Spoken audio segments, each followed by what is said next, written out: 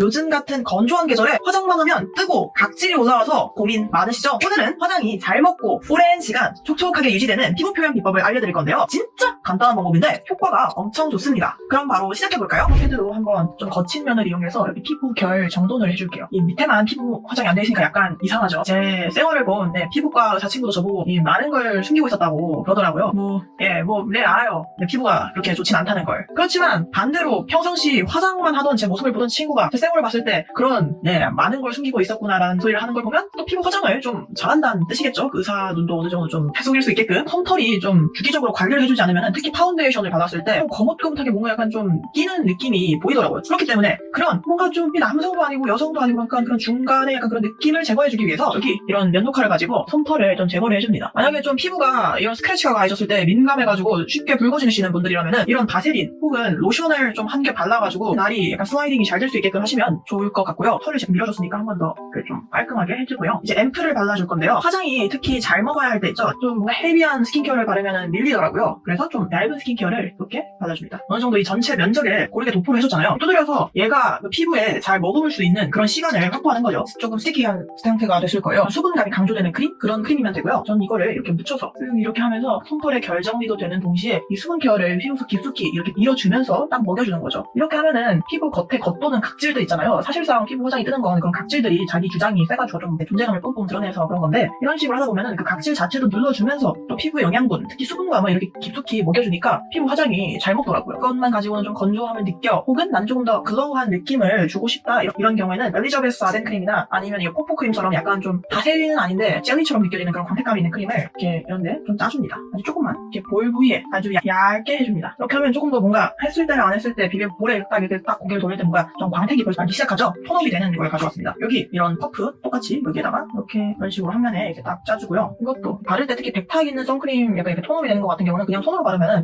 어둑어둑 발리기도 쉽고 이게 딱 나 선크림 발랐다 이런 티가 나기 쉽거든요. 그래서 이렇게 한 번씩 양 조절을 우선 할 때도 좀 이제 도포해서 한쪽 면이 너무 많지 않게 도포를 좀 해주고 봐줍니다. 이제 진짜 밀착력을 높이기 위해서 필요한 이 연자 피부를 완전 스티키하게 만들어줄 건데요. 이거를 일렬로 짜줍니다. 이런 식으로 쓸어주고 벽에도 파운데이션 이거랑 이거 두 개를 섞어가지고 좀 글로우한 피부 표현에 맞게 최적으로 만들어줄 건데 1:1 아니면은 파운데이션 양이 한 1.5 정도 좀 되게 섞어줍니다. 최대한 원 스트로크 이런 식으로 해주고 파운데이션 브러쉬 중에 이렇게 약간 좀 이 모가 좀 짤뚱한 거 있죠? 이렇게 반면을 봤을 때 약간 좀 빽빽한 거 이런 브러쉬를 이용해서 이렇게 싹 펴줍니다. 근데 이렇게 브러쉬로 도포한다고 해가지고 끝이 아니에요. 이거 스펀지 있죠? 지금 제가 물을 먹여놔서 큰 건데 물을 먹인 다음에는 이런 티슈 있죠? 티슈로 이렇게 물기 이렇게 꽉 수분감 짜가지고 해주고요. 코팅된 면을 이용해서 두드려줄 거예요. 지금 완전히 끝낸 것도 아니고 벌써 뭔가 좀 베이스가 완전 딱 잘 먹었다는 게 보이죠? 컨실러를 약간 얹어줄 건데요. 특히 이런데 약간 다크서클 있는 부위에 이런 연어색 컨실러를 얹어주겠습니다. 눈 화장을 위쪽에 좀 해놓은 상태라서 완전히 가까이까지 가진 않고 이런 식으로 다크서클만 딱 가린 다음에 아까 썼던 퍼프를 이용해서 이렇게 톡톡톡 두드려주고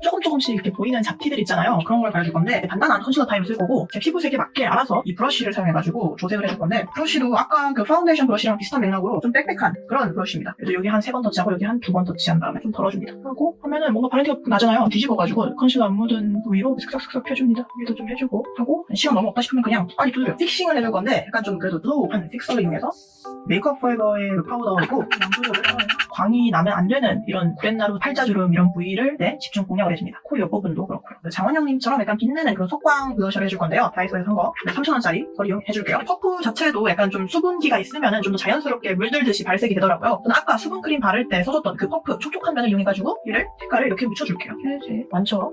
여기도 두근하고 반대쪽 뒤집어서 옆면 쪽으로 좀 터뜨려줄게요. 이렇게 하고 약간 좀 더 안쪽에 있으면 좋겠다 싶으면 콩 약간 찍고 그다음에 뒤집어서 다시 또 블렌딩을 해주는 거죠. 이 빔을 보면은 나도 장원영 볼 정도는 따라할 수 있다 이런 느낌이 들죠. 할 때 이 바깥쪽으로 너무 가지 않고 이 얼굴 안쪽으로 블러셔가 좀 더 잘 퍼지게끔 해주는 게 좋아요. 남은 양 진한 부분 특히 여기 가지고 콧등 이런 데도 한 번 해주고 여기 이러면서 2번 하고 여긴 좀 찍었죠? 괜찮아. 여기 이렇게 남 좀 덜 묻은 면으로 이렇게 콩 해줍니다. 중안부 끊어주는 효과도 있으면서 같이 생기도 넣는 거죠. 턱 밑에도 이렇게 하면서 좀 예쁜 광이 돌죠? 이제 쉐딩을 해주고 올게요. 크리티컬한 포인트를 주고 싶어서 이거 새로운 이 퍼프에 묻혀서 하이라이터가 좀 필요한 부분 이런데 광을 줄게요. 이렇게 하면 진짜 간단한 화잘먹 피부 표현 완성!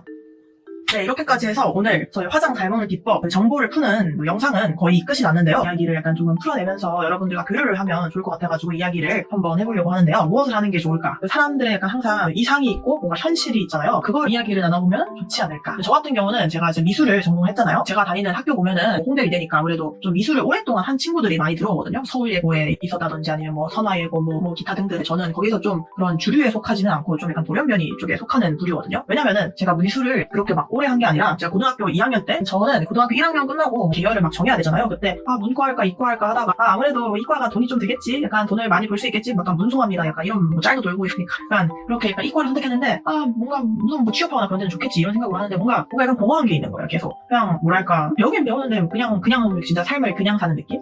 약간 그런 뽕한 마음이 계속 있다가 뭔가 마음속에서 갑자기 약간 좀 미술을 하고 싶다. 근데 그러면은 부모님이 좀 싫어할 텐데 약간 이런 생각이 있었거든요. 왜냐면은 제 엄마도 저랑 지금 같은 학교예요. 같은 학교고 아빠는 또 그런 엄마를 많이 보고 그 엄마 홍대미대 주변 사람들을 보면은 대충 내 인생이 어떻게 흘러가는지 알잖아요. 그렇게 막 슈퍼 다이아 수저가 아닌 이상 그렇게 인생이 녹록지가 않다. 그래서 보통 계속 옛날에도 제가 당연히 이런 이야기 했죠. 막 미술 하고 싶다. 막 옛날에도 막 꿈 적어라 하면은 뭐 화가 되는 거 이런 거 썼었는데 그때마다 항상 아빠가 별로 약간 탐탁치 않아 하는 약간 그런 눈빛. 왜냐면은 미래가 약간 불안정하기 때문에. 그랬는데 12월 31일쯤에 딱 미술학원에 가가지고 나 약간 미술학원 등록을 하고 미술 쪽으로 한번 해보고 싶다 해가지고 열심히 일을 갈고 했죠. 일을 갈고 하니까 당연하게 바로 그해 고3에는 결과가 어땠냐면 저는 좀 그래도 실력이 뛰어났으니까 떨어졌어요. 그때 미술로 급격하게 바꾸니까 약간 순수 미술 같은 경우에는 아무래도 학원은 쉽지만 미술 오래 한 애들이 많이 있으니까 약간 제치고 그냥 디자인을 해야겠다 해가지고 했는데 그렇게 떨궈지고 나서 개빡치네 약간 이 생각 들면서 그냥 내가 하고 싶은 거 할래 하면서 약간 또 진로도 원래 좀 디자인해서 다시 뭐 순수 미술로 바꿨죠. 그렇게 해가지고 재수하면서 개빡세게 돌려가지고 겨우 성적이랑 실기랑 진짜 그때 뭐 국영수 사탐 다 해가지고 진짜 뒤질 것 같았는데 거기다 실기까지 하니까 뭔가 개빡세게 하니까 되긴 되더라고요. 쉴 때마다 공부한다 생각으로 하니까 힘들게 들어가니까 당연히 학교 수업이 엄청 재밌었죠. 솔직히 막 홍대 들어가려면 막 이활보 이런 것도 써야 되는데 미술활동 보고서라고 그것도 보면은 그냥 일반 인문계 이런 데 있는 애들은 미술활동이 애들이 막 그렇게 풍부하지 않을 거 아니에요. 예고 애들은 뭐 그냥 골라서 쓰는데 인문계들은 무슨 거들짜듯이 쥐어짜가지고 하니까 그렇게 해서 어찌됐건 약간 뭐 미술 수업이란 게 뭐 가뭄에 담비 같은 거였으니까 또 개 열심히 해가지고 또 재밌으니까 축제 때도 보면 안 놀았어요. 축제 때도 막 빈진 오고 뭐 이런데 그냥 실기실 가가지고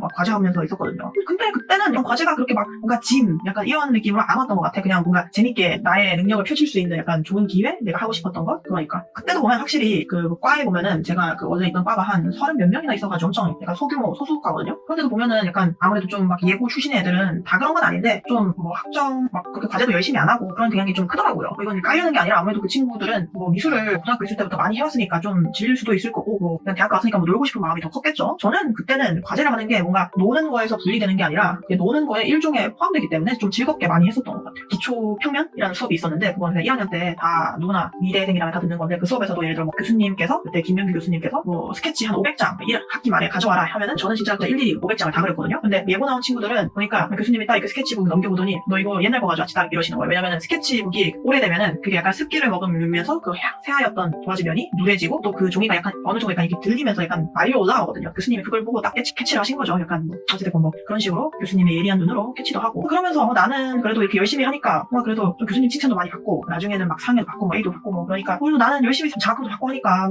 나는 뭔가 그래도 어느 정도 자긍심이 있었죠. 자긍심이 있고 또 졸업전시 할 때쯤에도 교수님이 좋게 봐주셔서 강남 무이마주 갤러리에서 전시도 하니까 근데 뭔가 약간 졸업전시 할 때쯤부터 약간 느낌이 확실히 좀 뭔가 달라졌던 게 있는데 내가 하고 싶어가지고 했는데 이게 어느 정도 미래가 보장된 그런 뭐 직업군 그런 게 아니잖아요. 그러니까 뭔가 하다 보니까 점점 현타가 개세게 오더라고요. 전시할 때도 정말 하면 할수록 뭔가 힘들었지만 특히 약간 교수님이 추천해 주셔가지고 해준 전시했을 때가 오히려 더 뭔가 현타가 엄청나게 오더라고요. 분명 나는 시간과 노동력을 그리고 내 에너지까지 써가지고 이 전시를 하는 건데 뭔가 그에 대해 뭔가 인풋을 했으면 아웃풋이 뭔가 좀 돌아오는 게 아니니까 그리고 그게 뭐 1년, 2년 좀 지나면 지날수록 이게 더 뭔가 열심히 노력을 가하면은 눈에 보이는 게 조금씩 선명해져야 되는데 선명해지지 않고 점점 더 뿌얘지는 느낌? 그래서 그런가 이게 정말 약간 내가 원하던 내가 되고 싶었던 건데 왜 이 꿈에 약간 다가가면 다가갈수록 이게 현실이 되면 될수록 뭔가 현타가 오고 약간 자아가 약간 분리되는 걸까? 이런 생각이 많이 들었거든요. 그래서 한때는 이런 생각도 했어요. 약간 내가 이때까지 한 게 그냥 괜히 한 건가? 다 부질없는 짓이었던 건가?